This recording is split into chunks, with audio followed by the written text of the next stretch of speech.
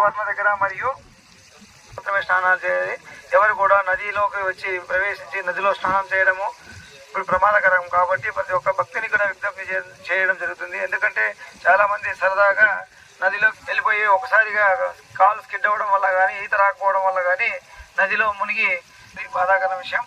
కాబట్టి అలాంటి ప్రమాదం మరి జరగకుండా అందరికీ భక్తులకు హెచ్చరిస్తున్నాము. అయినప్పటికీ కూడా వాళ్ళు చాలా మంది వేరు వేరు మార్గాల ద్వారా నదిలోకి వెళ్ళడానికి ప్రయత్నిస్తున్నారు. కాబట్టి అందరికీ చేతులెత్తి దయచేసి విజ్ఞప్తి చేస్తున్నాము. ఎవ్వరు కూడా నది స్నానము ఇప్పుడు నిషేధించడం ద్వారా పైపుల ద్వారా మతం అధికారులు ఎంఆర్ఓ సిఐ మంత్రాలయం సర్కిల్ ఇట్లు రామానుజులు సిఐ మంత్రాలయం సర్కిల్